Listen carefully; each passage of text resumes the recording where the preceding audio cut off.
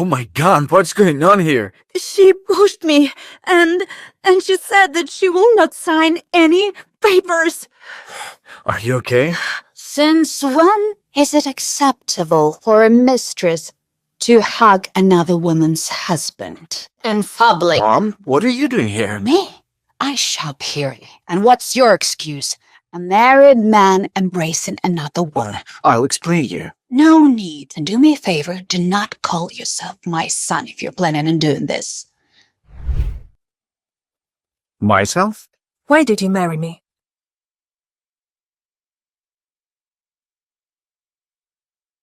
Answer me. James's silence was tormenting me. I felt like I was going insane, waiting for an answer. I couldn't breathe properly. Someone was digging a deep pit in my heart, and blood was slowly pouring out. It was so painful that I physically felt cramps in my lower abdomen. I couldn't stand on my feet. James rushed over to me. The pain grew stronger, and I fainted.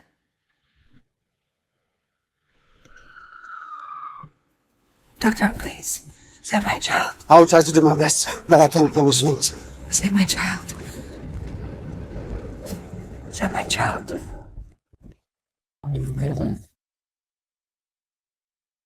Please, don't tell my husband that I'm pregnant.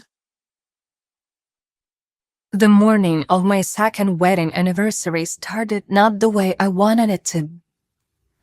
And the reason becomes clear. I'm pregnant. James?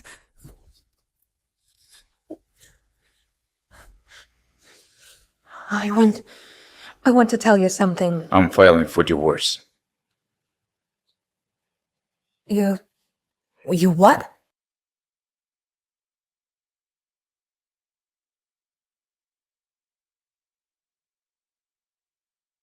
James Taylor is sick and an early termination of the marriage contract. I know we were supposed to be married for 3 years, according to the contract, but Anna returned early, so So you're leaving me. I'm releasing you from this obligation.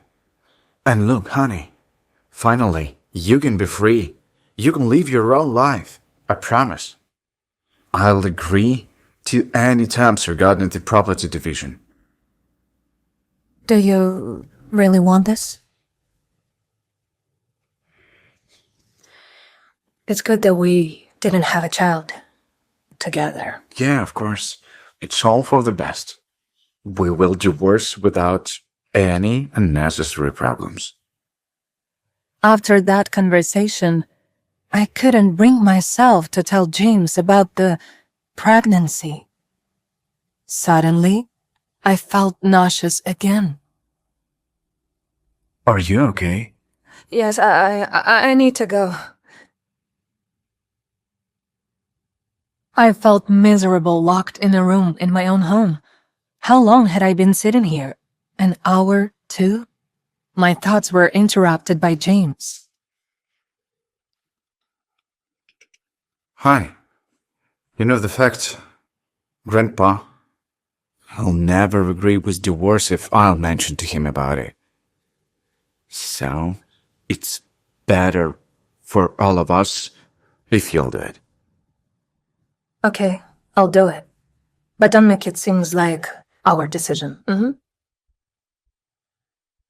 I was just a girl from a troubled family. My mother was a nurse, and my father was a gambler. Such a family could never match up to the glorious Taylor's family. One day, my mother witnessed a terrible accident and selflessly saved 2 people, James's father and grandfather. In return, the grandfather promised to take care of me, and when I was left an orphan, he arranged my marriage to his grandson. I always knew that James didn't have a sweet tooth. That's why I had personally prepared this cake. It was vanilla, but not sweet at all.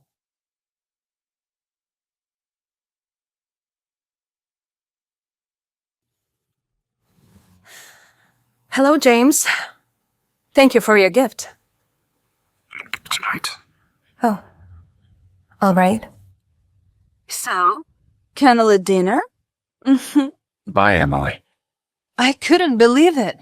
On the day of our second anniversary, my husband was having a candlelit dinner with another woman. This fact instantly made me feel defeated, hopeless to the core. I had already completely lost in this competition with Anna.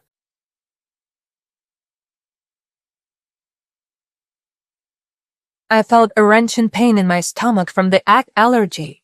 No one in this world knew about the allergy except my mother. I promised myself that this was the last time I would be this crazy and desperate. I was sick. I'm sorry. I'm sorry. Said he doesn't love Mom, but we're gonna be okay. On this night, I tossed and turned for a long time. And just when I was almost falling asleep, Samantha called.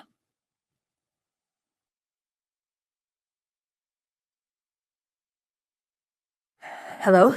James and I are on 3rd Avenue. James? He's completely wasted. He's not with Anna? Come and meet us. We're coming from the garden.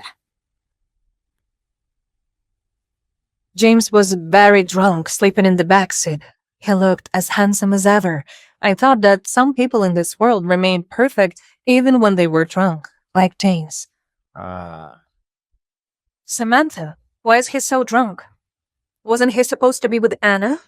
What? Do you really want your husband to spend the night with another woman? Husband is just too much. We already agreed to divorce. Come to your senses. Have you lost your mind? What divorce you're talking about? Are you really ready to let him go? That he's ready. And I recall that you were not very invested in this marriage.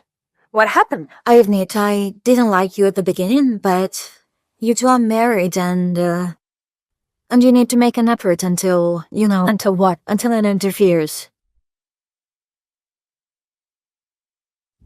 You're nothing like her, and that's your huge advantage. So, this is your husband. Take him home and let me go. Samantha helped James out of the car and then left. It's Anna. She's looking for you. I'm sorry, I crossed the line.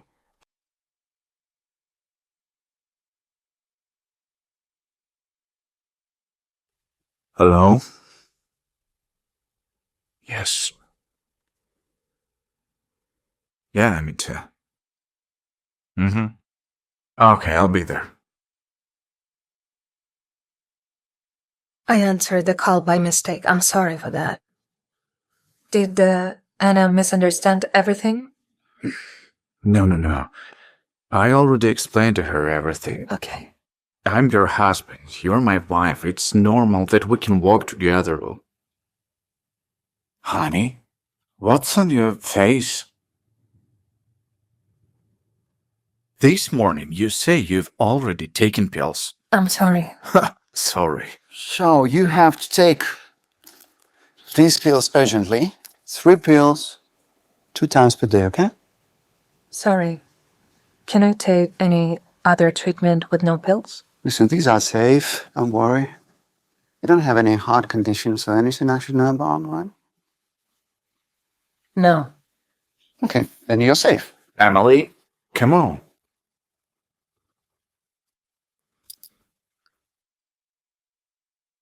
James, can you get me some water, please? Sure, honey.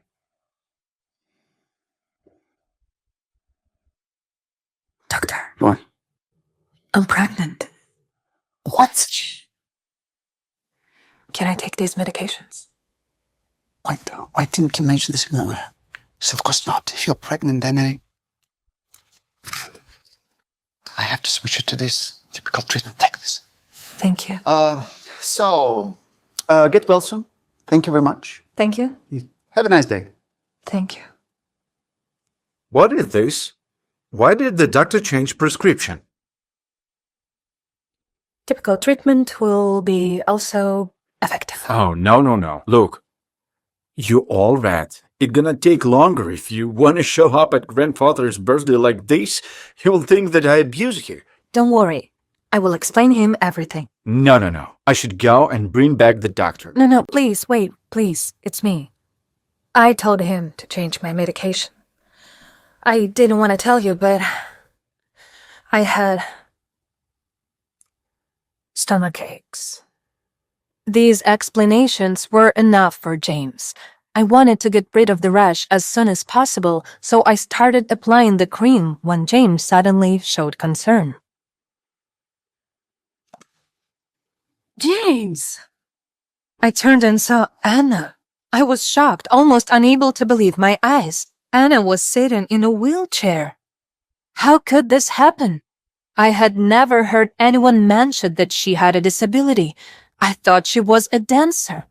Astonished by this revelation, I stood there for a while, unable to react. Emily?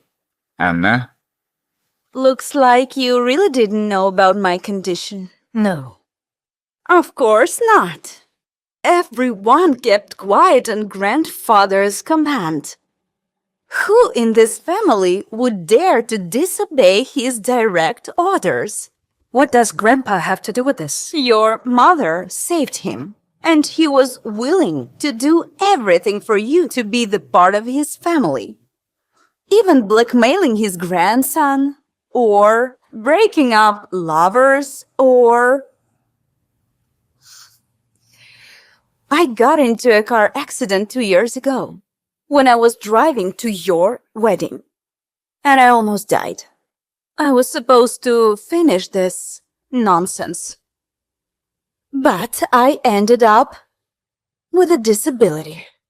No. I don't believe you. Why he would lie to me?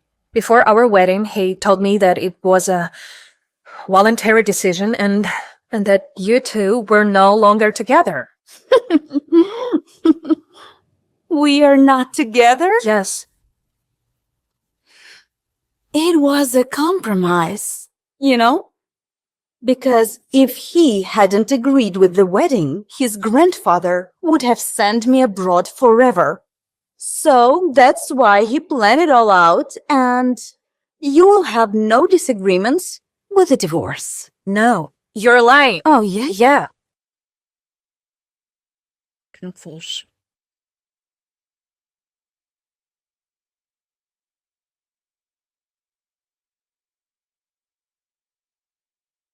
Oh my god, what's going on here? She pushed me, and she said that she will not sign any papers. Are you okay? Since when is it acceptable for a mistress to hug another woman's husband in public? Mom, what are you doing here? Me? I shop here. And what's your excuse?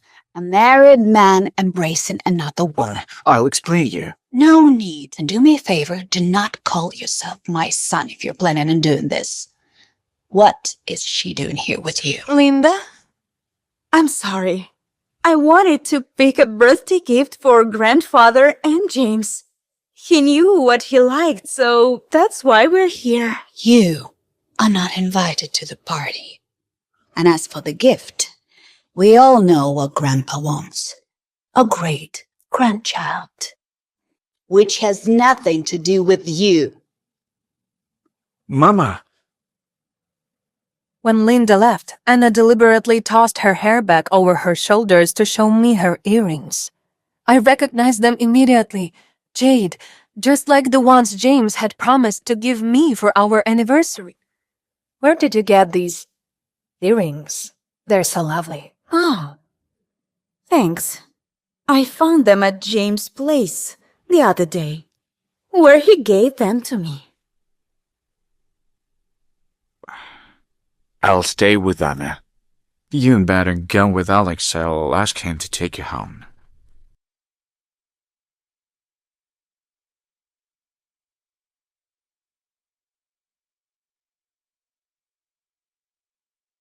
Excuse me. Miss. What? Miss Tyler's called. Said to expect her in 10 minutes. Oh, thank you, Robert. Hello, James? Hello, it's me. I'm very sorry, but James can't talk to you right now. I'll ask him to call you later. Not getting a response from Anna, I hang up the phone. I felt hurt. It seemed like James was inseparable from Anna. It was evident that he wanted a divorce as quickly as possible. If not for his grandfather, we could have had the divorce papers that very morning and become complete strangers.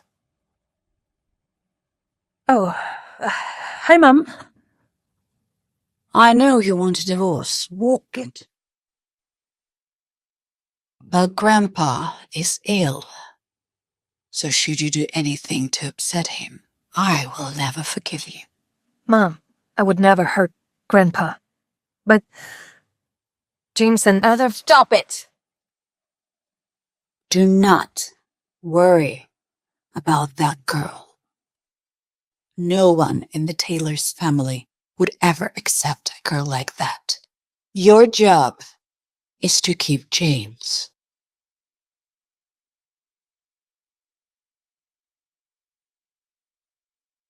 Regardless of whether you entered this marriage for love or money.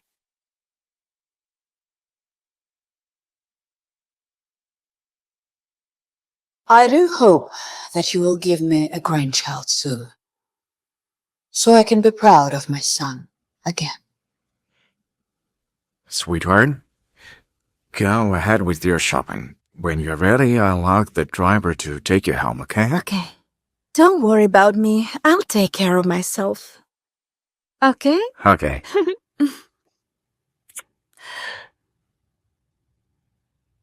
In the family mansion, Linda was already waiting for her son. Have you ever given a thought how your wife must feel when you parade the mistress in front of her? Mom. I know about the divorce, but may I also remind you that your grandfather is very sick, and should your antics hurt him even a little bit, I shall forget that you are my son. I don't want to hear the— Anna is not as simple as you might think she is. I know she has hidden intentions, and if you just listen to me for one— Thank you for the tea. That's enough. Have a good day, Mom. James came home seething with barbaric anger. I could barely get up from the couch. Oh, you came back? Look, I need to tell you something. Mom seems to know about our divorce. Oh, really? Didn't you tell her? Weren't you the one who raided us out? What do you mean? Of course not. Nonsense. It was the secret between me and you. What do you want, money? Don't say that. Anna was right. If you don't want a divorce, why don't you just tell me? Why did we play this game? I offered you to stay your conditions. Even if you want to take a half, you agreed on. And then you told my mom and grandpa. I'm not playing with you. Don't judge me by yourself. Myself? Why did you marry me?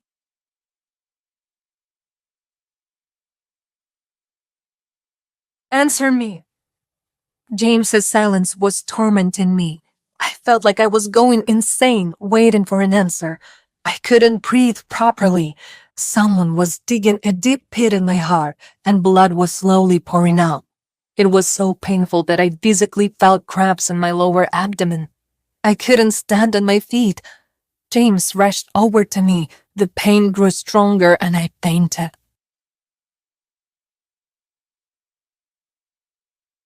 Bekend smooth, dikke mens.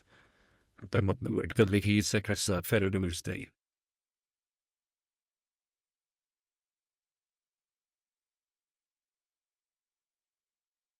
I woke up when they brought me to the hospital, and all I could think about was to save my child. Doctor, please, save my child. I'll try to do my best, but I can't promise you. Save my child. Save my child.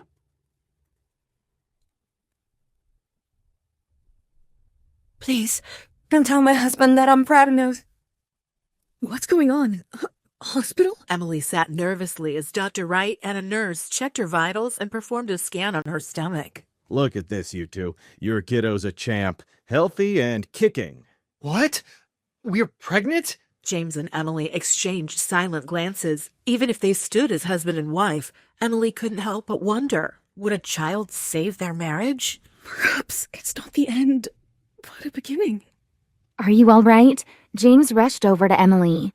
I don't know, answered Emily, wincing, but it hurts too much to stand up. Her stomach had started to cramp, and the pain was unbearable. James helped Emily up. Let's get you to the hospital, he said gingerly. Come on. Even though Emily's emotions were fraught, she couldn't fight James this time. She allowed him to offer her his arm, leaning against him as he guided her to the couch. I'm going to call for an Uber. Just hold on, okay? James said, concern etched across his face.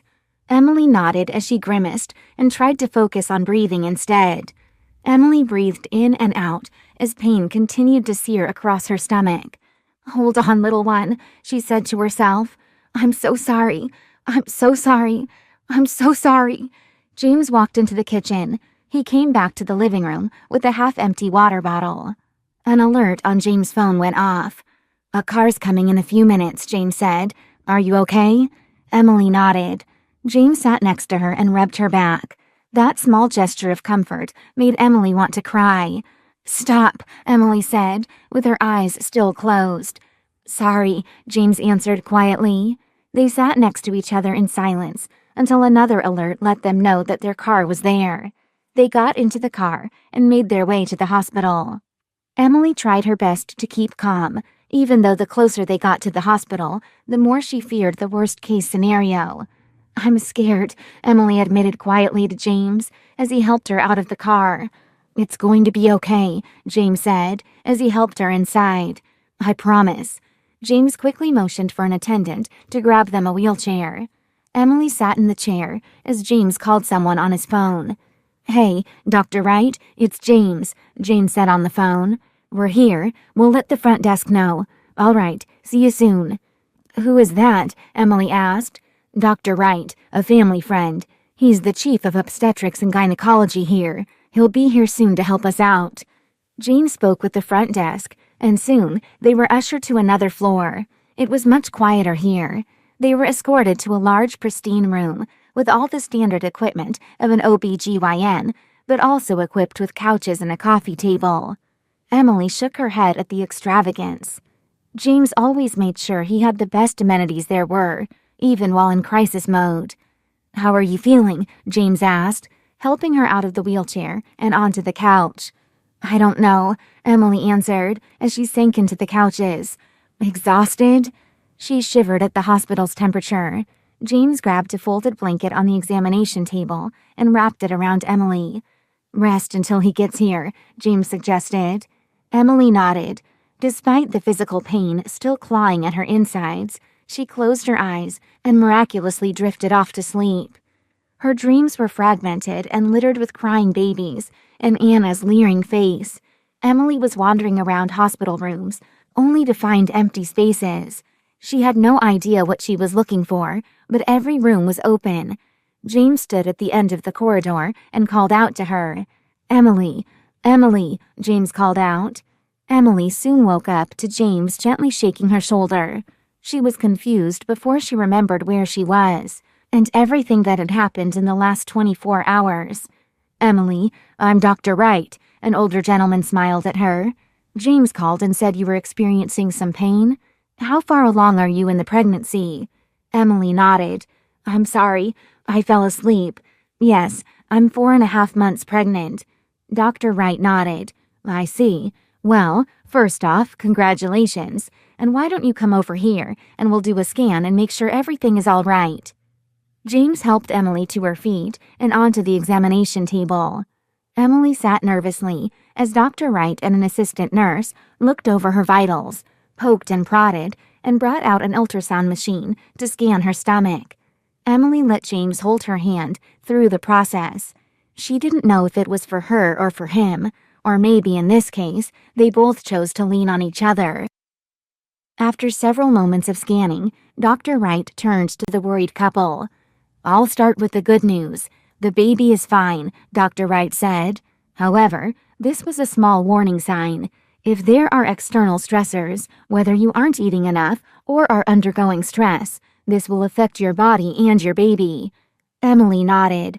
James hung his head at the mention of external stressors. Would you like to know the sex of the child? I can tell you right now, Dr. Wright asked. Emily and James exchanged a look. Emily started. James said. We'd love to know, Emily answered. Dr. Wright nodded. Congratulations. You two are to become parents to a healthy baby boy. Emily and James both let out a shriek. They couldn't help but embrace each other and then quickly let go. Thank you so much, Dr. Wright, James said, shaking the doctor's hand. I'll have your favorite barrel scotch delivered for Christmas. Dr. Wright laughed. James, my boy, look at you all grown up. You're going to be a father. The kid who used to steal liquor from Mark and Linda's liquor cabinets. James let out an embarrassed laugh. Dr. Wright, I was 15. Hopefully your baby boy will be less rambunctious than this one, Dr. Wright said to Emily. Emily couldn't help but smile. She had known James since high school and knew exactly what Dr. Wright was discussing. I'm pretty even-keeled. Hopefully our son will take after me, Emily said in good humor. James let out a chuckle. Let's hope, he agreed. Well, I'll let you two rest, Dr. Wright said. Keep me posted, James, and give me a call anytime. Thanks, Dr. Wright, James said as he walked Dr. Wright to the door.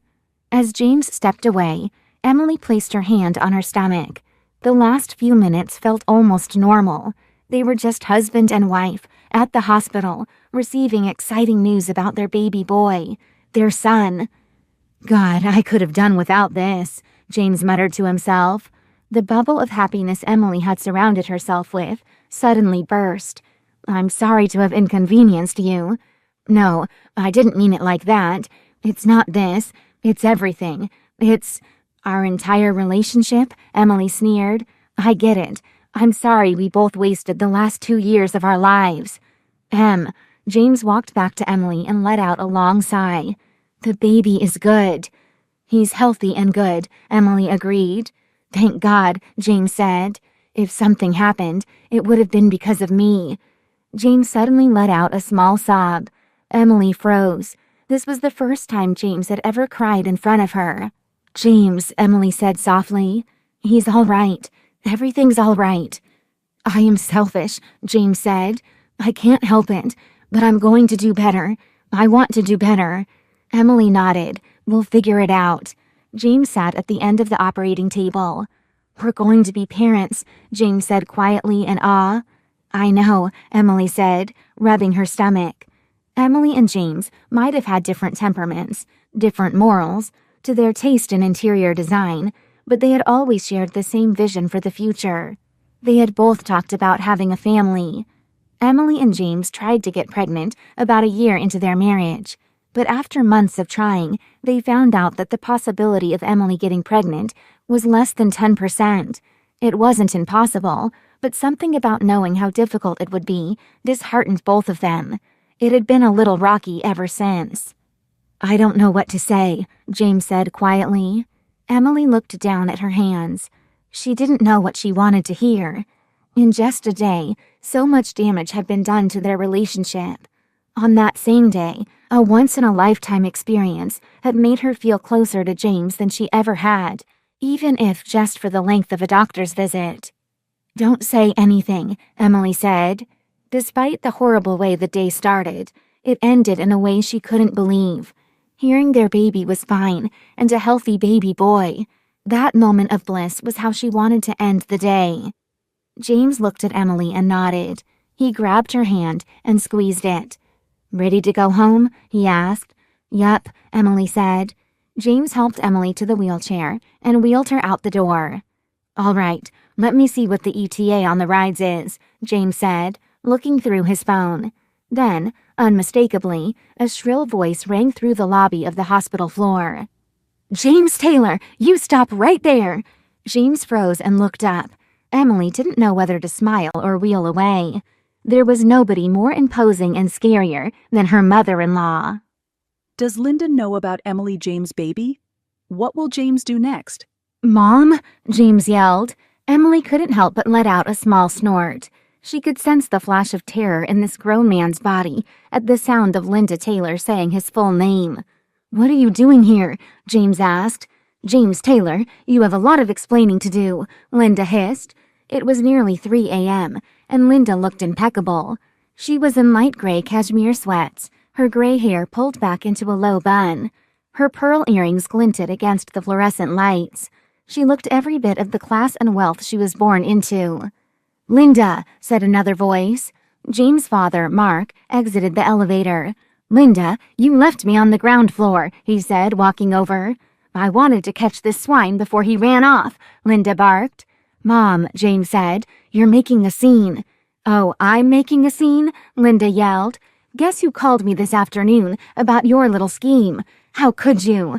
Mom, I don't get how you're so upset over this. It's my life, James argued before Linda cut him off. Your life? Just your life?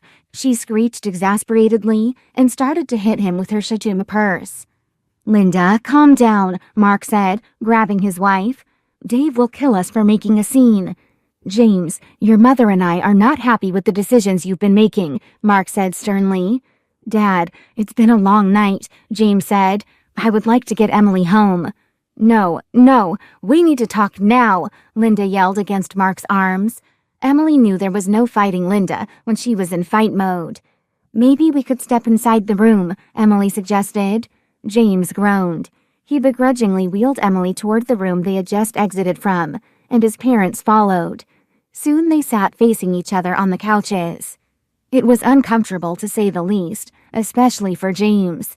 James, how could you? Linda wailed, breaking the silence. Mom, James said, exasperated. This isn't about you. Oh, really, James? You're right. This is all about you, Linda said. What is going on, James? Mark asked. Emily leaned back on the couch and observed the family dynamic. It's about... God, I don't want to talk about this with you. It's none of your business, James exclaimed. None of our business? Oh, it's our business, all right, Linda said. Emily then felt the room tense, which puzzled her. Mark quickly spoke. James, have you thought this through? I won't talk about this here right now, James said adamantly. Emily decided to speak up. It's been a long day and an even longer night. Maybe we pick this up in the morning with clear heads? Mark and Linda exchanged glances. You're right, Emily, Mark spoke. James just stared down at the floor. Having momentarily eased the tension, Emily decided to take the opportunity to change the subject. How did you know where to find us? She asked her in-laws. Dr. Wright is an old family friend. He told us that James called, Mark explained. Isn't there a doctor-patient confidentiality clause? James exclaimed, throwing his hands up in protest. Yes, but you're not the patient, Linda snapped. Mom, James said. He felt hurt by Linda's tone. He just let us know that you two were at the hospital. Nothing more, Mark tried to explain. Sure, no harm, Emily answered.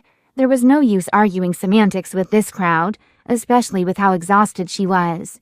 Have you heard the news? Emily asked them. What news? Linda asked. Emily and James exchanged looks. James nodded. Linda gasped. We're having a boy, Emily said. Linda and Mark leaped to their feet, hugging each other and crying. Oh, congratulations, Linda said, leaning in to kiss Emily.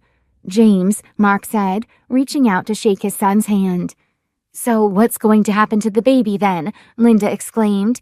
James, look at what you did. Mom, James yelled, exasperated. If you can't do the time, don't commit the crime, Linda said with her nose in the air. That's true, Emily agreed. James said, come on. Emily shrugged. She let out a yawn. You must be exhausted, Mark said. We'll let you two go, but tomorrow, James, you're coming into my office. Yes, sir, James said glumly.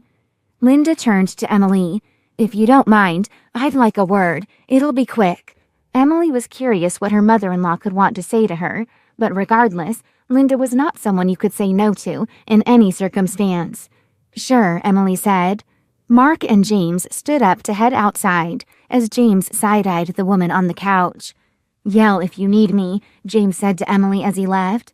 James Taylor, Linda replied sternly, shaking her head.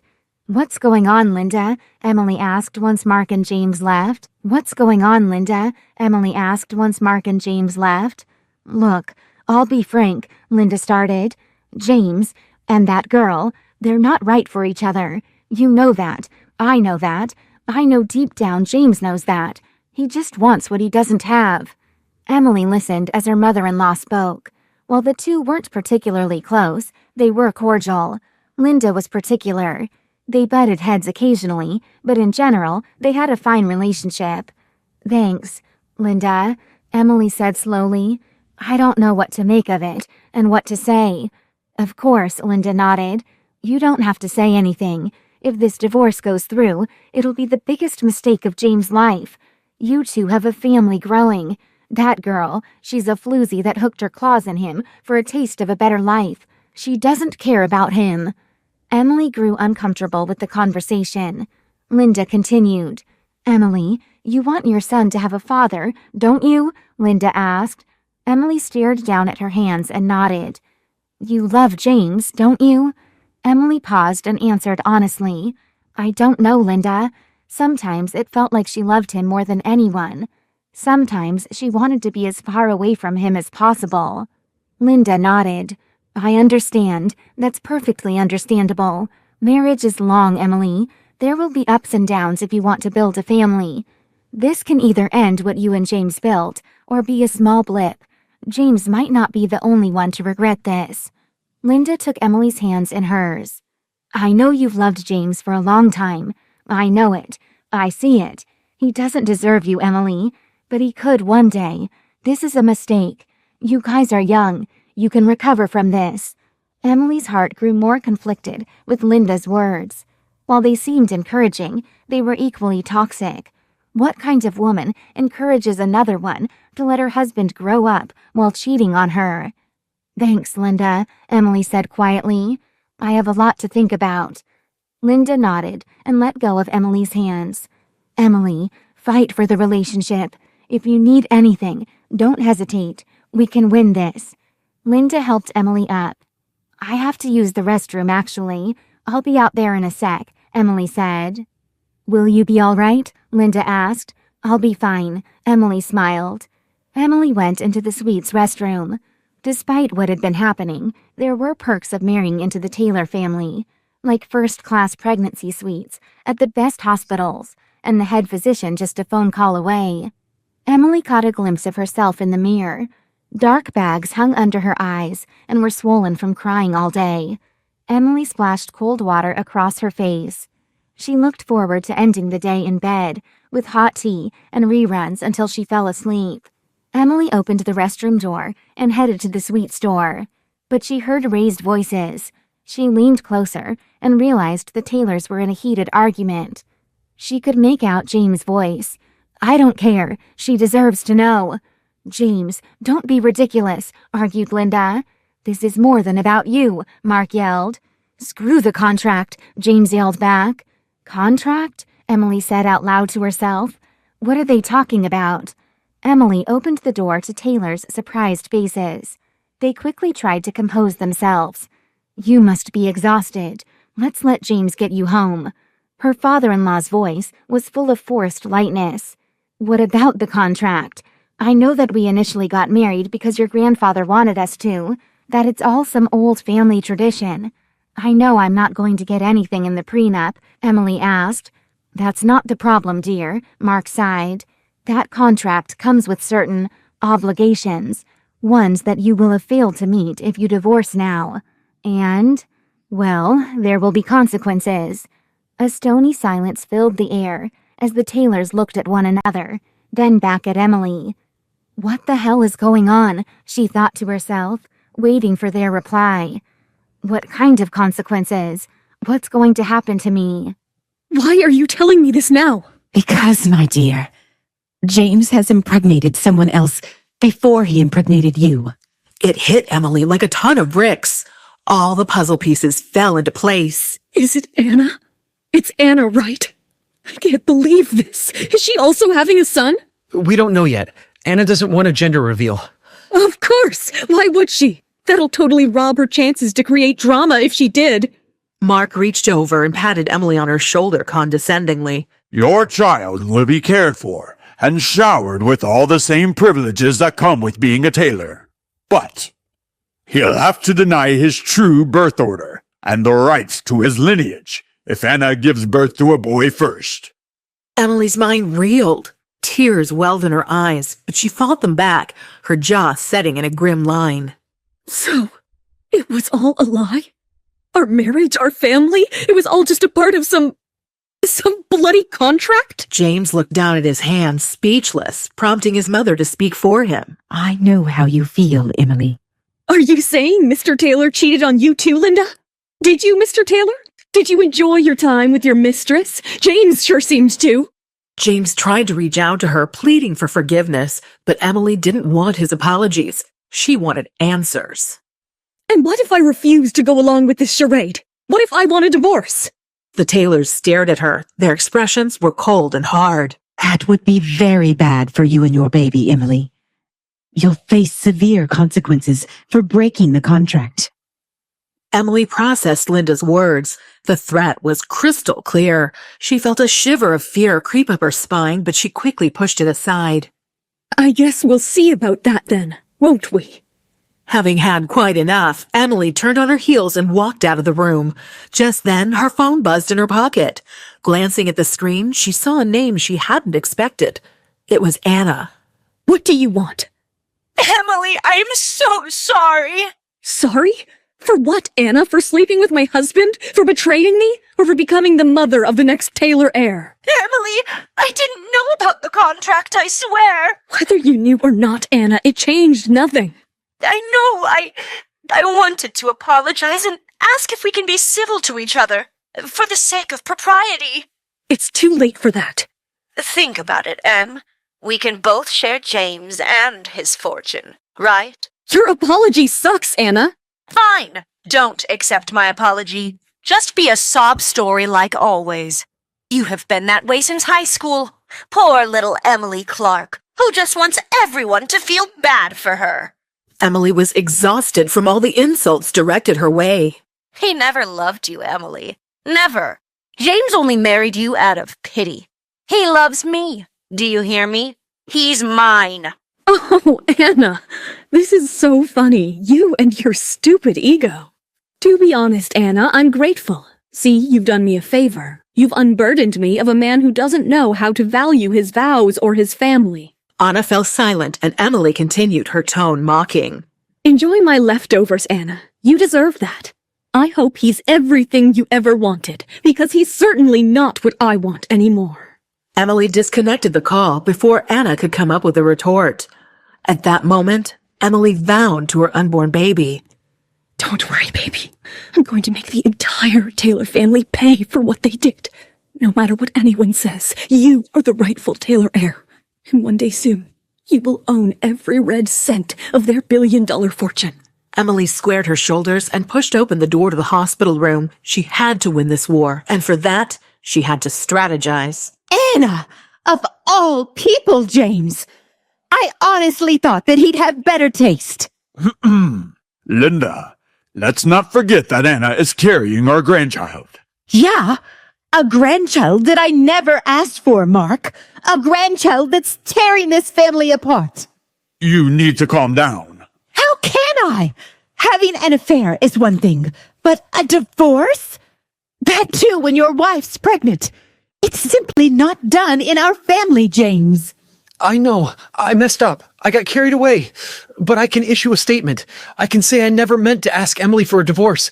I can say it was the lawyer's mistake. Good. Make it right then. I know you can. Amidst their argument, the Taylors finally noticed Emily standing in the doorway. Emily, you agree with me, don't you? That talk of a divorce is jumping the gun. I know you're hurt by what Anna has done. I don't care what Anna or James did to me. She's carrying your grandchild, and for that reason alone, we should be kind. Why the sudden change of heart? I don't want to argue and fight about any of this anymore. Not tonight. The most important thing now is making sure my baby boy is healthy. The negativity is not the way to do that. Relief flashed across the faces of the Taylors, adoration for Emily washing over them. Emily felt sick about it, but didn't let her smile falter. She pretended that she had accepted the terms of their contract. It was the only way she could put her plan into action and plot their downfall undetected. I think it's also worth mentioning that Grandfather Taylor's 80th birthday party is just around the corner. It'll be the right opportunity to do damage control on the divorce story. You're right, Em. I've been so caught up in my mess of things, I forgot. Why don't we go and pick up his gift that we missed earlier? It would be a good distraction, and I'm sure Grandpa would appreciate it. James has an important meeting tomorrow, so I'll take you shopping. What meeting? The one with the investors, remember? Right. I guess you two should go without me then. Great. Emily, why don't you come over for brunch and we can head out from there? I'd love that, Linda. After coming home, Emily kept on planning her next move. She suddenly got an idea. James, could you pick up some food from Ricardo's for dinner? I'm craving some Italian. James nodded and left immediately. Emily quickly moved to James's home office. She knew what she was looking for, James's emails. As she read further, Emily felt her stomach knot. This was more than just infidelity. James was embezzling from his own company. Who is this man I married? I need to save this evidence so I can use them later. Wait and watch, James. I'll give you a taste of your own medicine. Oh, God. This morning sickness is killing me. Emily stumbled out of bed while James slept peacefully. A bitter laugh escaped Emily's lips as she watched him. Sure. Why would he be worried anyway? Racing to the bathroom, Emily rinsed her mouth and forced herself to get ready for her mother-in-law's brunch and gather more intel on James's embezzlement. Let's get this over with. We can do this. Upon entering the Taylor mansion, Emily was greeted by the sight of the lavish interior. Lady Taylor has been expecting you. Please follow me to the kitchen. Linda sat at the end of the table, a cup of steaming coffee in her hands. Emily, dear, I'm so glad you could make it. How could I miss it? Feeling a surge of sadness, Emily glanced around the dining room. With her own family absent, Taylor's frequent family dinners had been the only family she knew. Emily, I admire your attempts to remain neutral in this whole situation. But we can't ignore the threat that Anna's pregnancy poses to our family. Why do you say that? Anna has always been obsessed with James. She sees James as her ticket to the good life. And if Anna is indeed having James's firstborn son, she seems to want to be Taylor badly. Why shouldn't she have it? Because of our family's history, Emily. Anna's grandfather and Grandpa Taylor are sworn enemies. I was already worried about this illicit child. And now, James wants to marry Anna. Grandpa Taylor will go nuts. Emily was overwhelmed by the shocking news. She started feeling sick again. I think I need to lie down. Do you mind? Of course not, dear. Let's get you to one of the spare rooms. Marianne, please take my daughter-in-law to lie down. Marianne arrived and wordlessly began to guide Emily out of the dining room. Linda picked up her phone, her heart pounding in her chest. She dialed James's number, and he picked up after 3 long, agonizing rings. James, it's your mother. Mother, I can't talk now. I'm busy. Linda could hear the distinct sound of a cash register ringing and the calm tone of Anna's voice in the background. Busy, huh? Is that the diagnosis from Dr. Lying to your mother? What? No, Or perhaps your new nurse, Anna, recommended some retail therapy? No, James, you listen to me. Stop this nonsense and get yourself to my house immediately. I don't think... No, you haven't been thinking. Otherwise, you wouldn't have allowed Anna to turn your head like this. But Mom... James, I swear to God, if you don't show up at my house within the hour, I'll track you down and humiliate you in front of your mistress. Is that what you want? I'll come over. And bring Anna. We have things to discuss. Okay, we'll be there. Linda hung up the phone and steeled herself for the upcoming confrontation. She would do whatever was required to protect order in her family. Oh, Emily, I hope you're ready for the war. I love you so much, Em.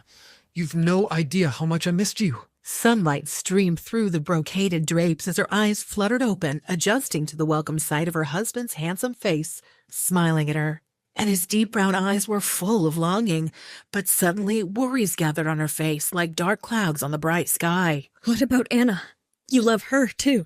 You're the only one for me, Emily, my beautiful wife. James reached out and caressed Emily's face. You're the only one I desire. Emily started to lean closer to him for a kiss when she heard a voice echoing from a distance. Wake up now!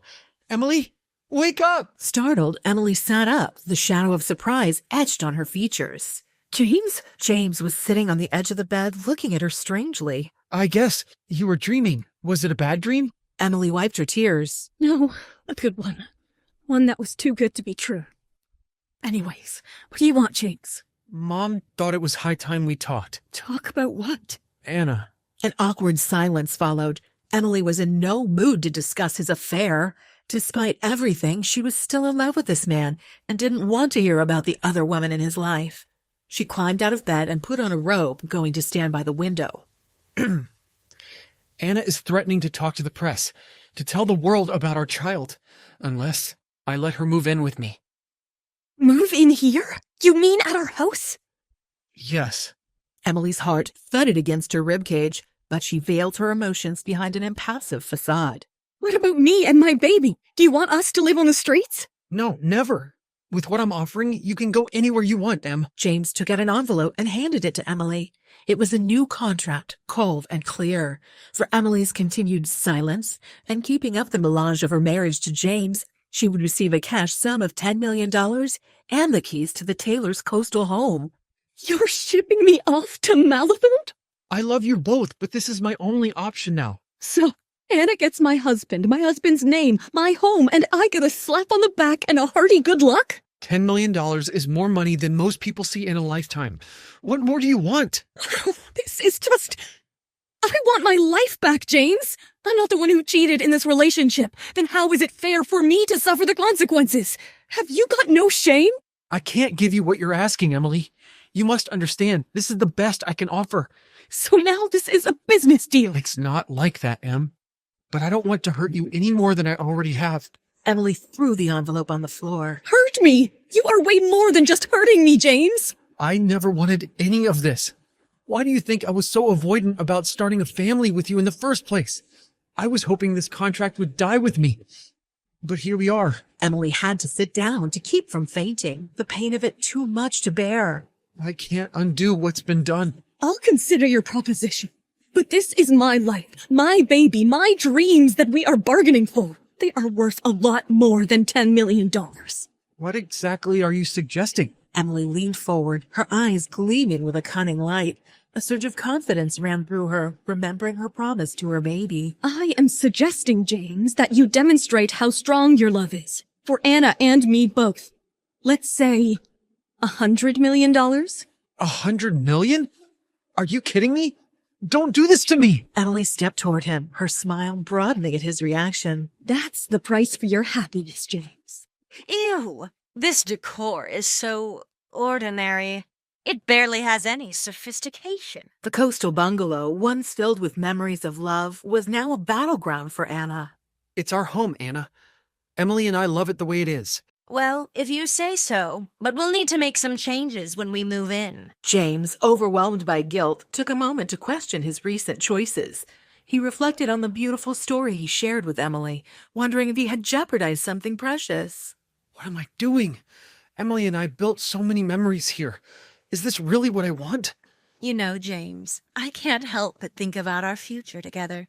In a place like this, we need a fresh start, don't you agree? Anna walked around James, her smile showing she was strongly focused on them getting engaged. James, darling, can't you see us as the power couple of the Taylor legacy? We'll be the envy of everyone. James, still conflicted, tried to engage in the conversation. Anna, marriage is a serious commitment. It's not just about status. But darling, imagine the possibilities. A place that truly reflects our love story. Something modern, chic, and most importantly, ours.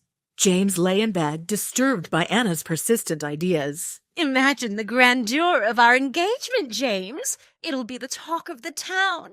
James, lying silently, contemplated his life with Emily. He envisioned the memories, laughter, and love they'd shared in the same bedroom. Our engagement will be magical. Trust me, James. A conflicted James rose from the bed, leaving Anna with her dreams. James poured himself another drink, wrestling with the cost of his decisions. The idea of disappointing his family and divorcing Emily felt unbearable. He lay passed out on his desk, surrounded by empty scotch bottles. The doorbell rang again. Anna opened the door to a young courier waiting on the doorstep, requesting James' signature for a crucial document. I can sign for it. I'm his wife, Mrs. Anna Taylor. After the courier left, Anna, unable to resist temptation, opened the envelope and discovered the shocking truth about the cost of Emily's silence.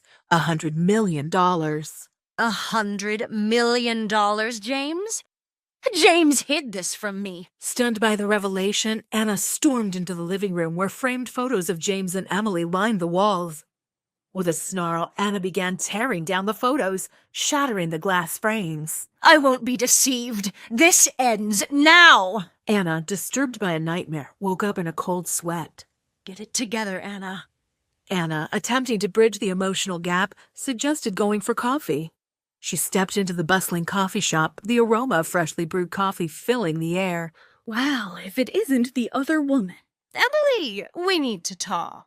Oh, this should be good.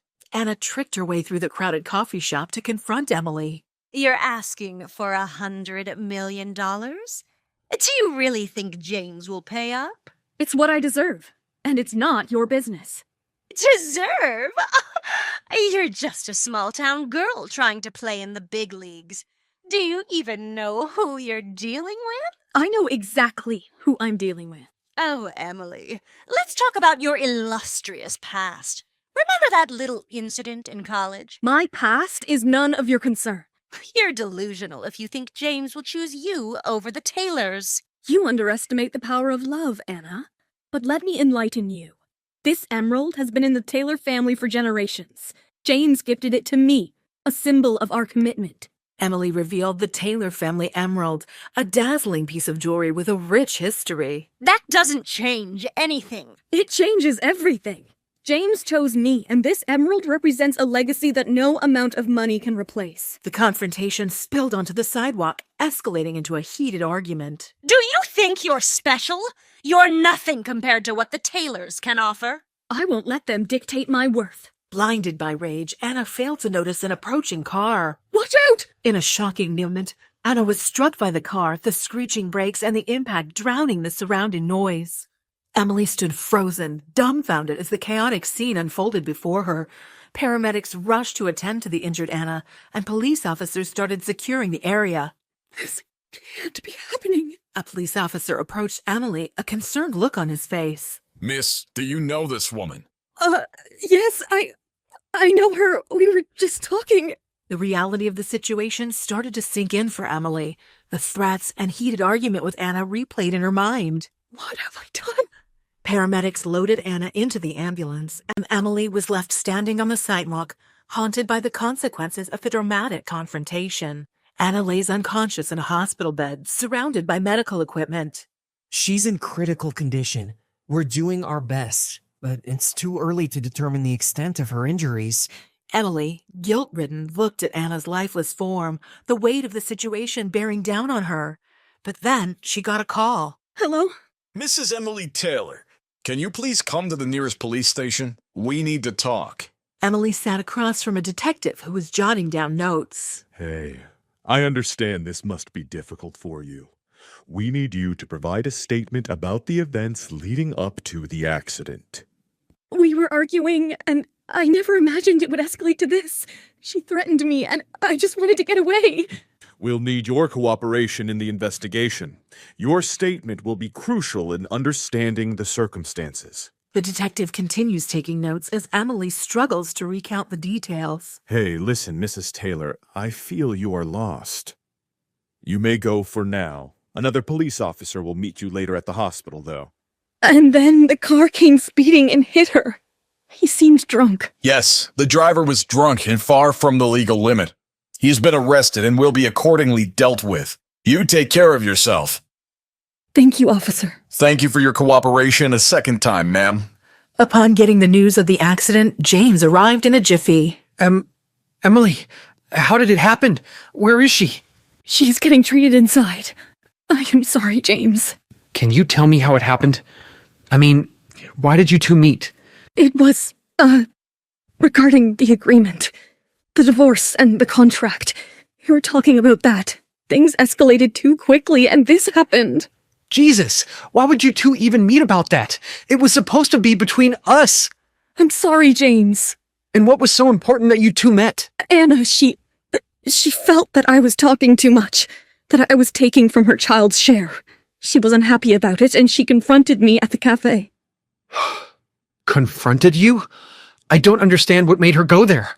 You live on the other side of the town. Why would she bother coming there? She must have felt it was important to talk about it. And what did you tell her? Is it because of what you said that she got upset? We had an altercation and she got angry. She chased me across the street. She was blinded by her anger and followed me. And then... Then what?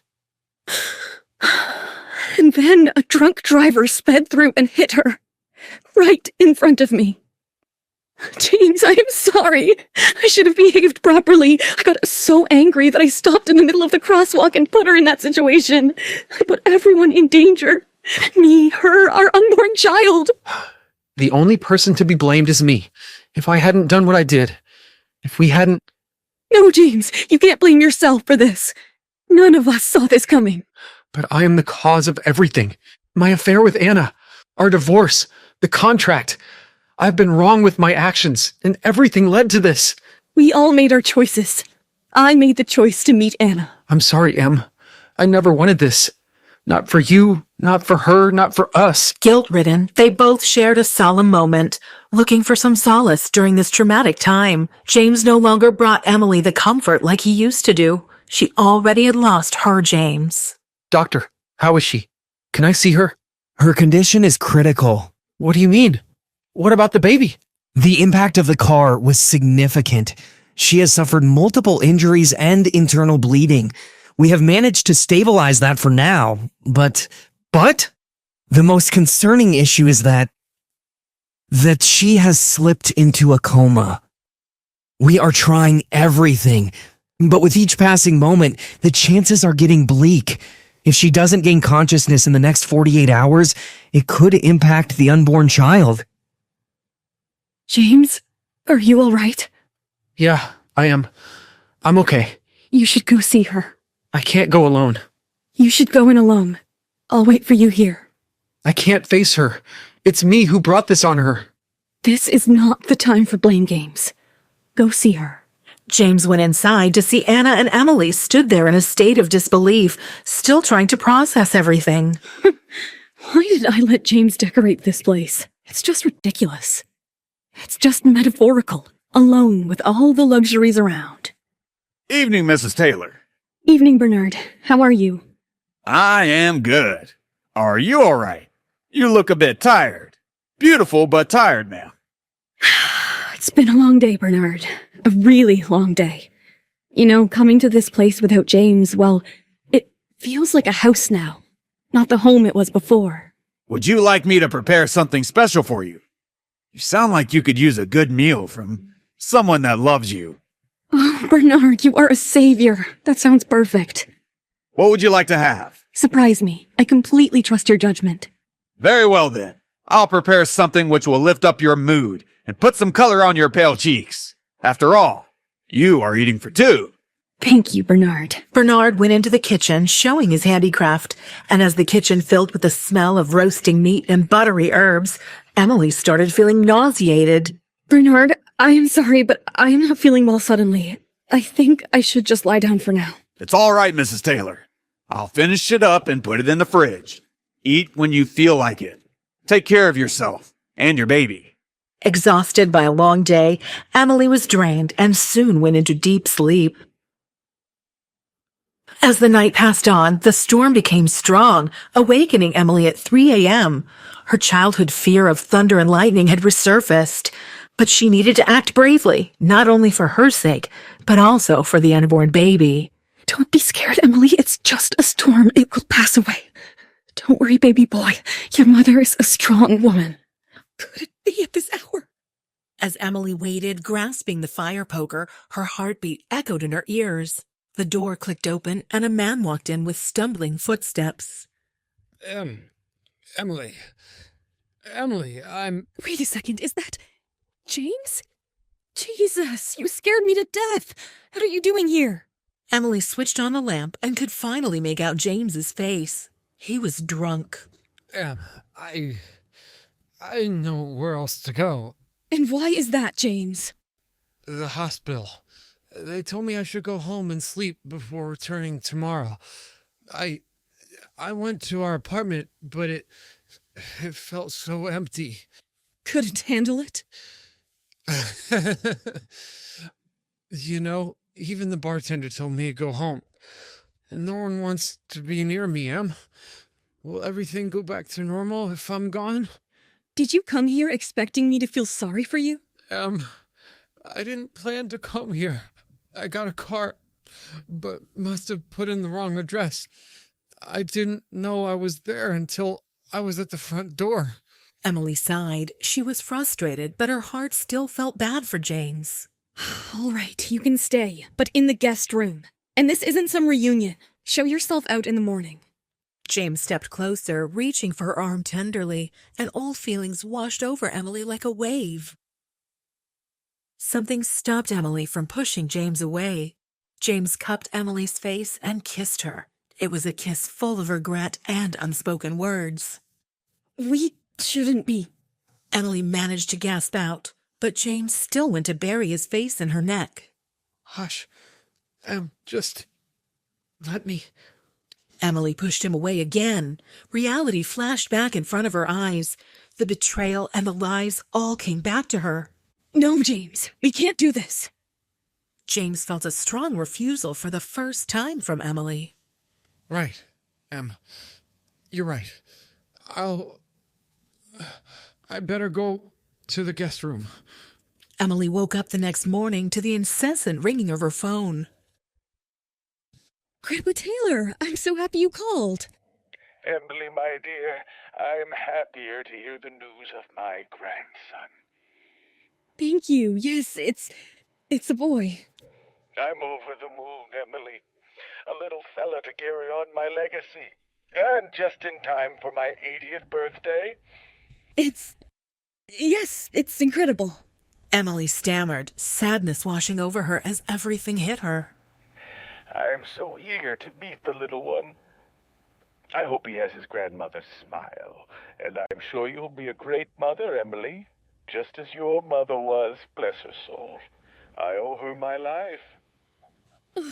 Grandpa. I was hoping if you and James could come by the house for a few days before the big party.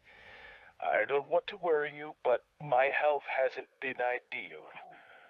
Also, I wanted to discuss a few things with James. All right, Grandpa. We'll come as soon as we can.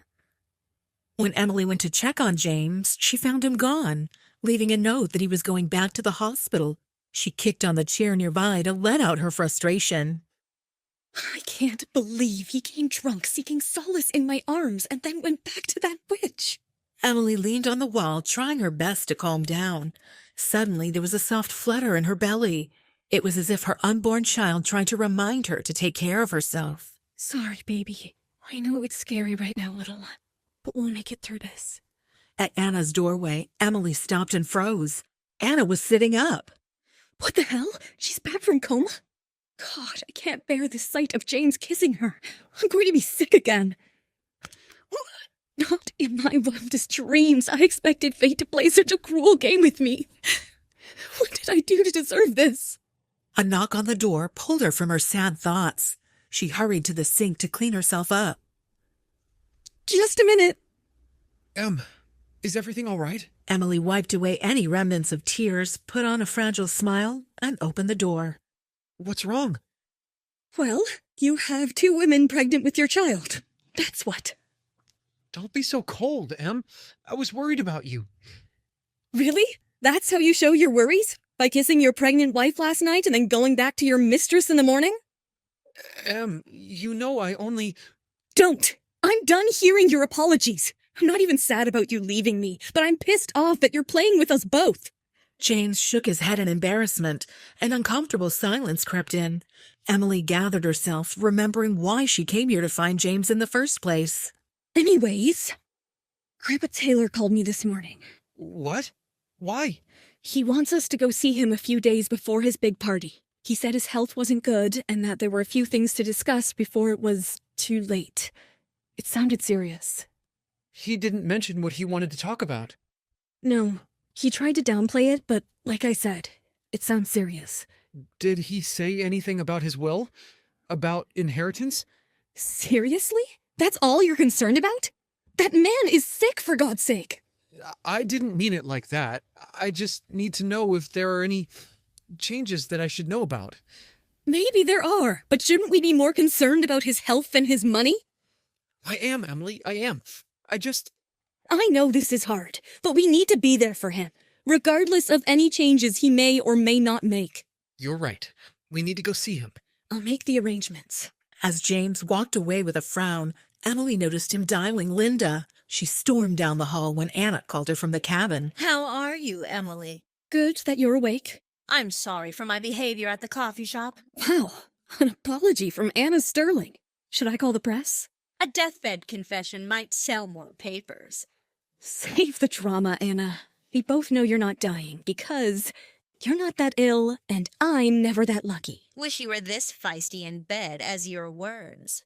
James might have been still interested in you then. Well, I chose to play the wife, whereas you chose to play the WHOR. I think you got it. Anna's face turned red, but she didn't give up yet. We all have our roles to play, Emily. Look at you, for example. The dutiful wife, the doting mother, the scorned lover. Careful, Anna. You're skating on thin ice. All right, all right. I just meant that we're all wearing masks, trying to be someone we're not. Except for some. Their mask is their real face. Anyway, I better come to the point. What a surprise. Well, now that you're soon to be divorced, I thought I could ask for the Taylor family engagement ring. If you're wondering what happens next, download the Pocket FM app now and listen to the exciting episodes of Sweet Little Lies.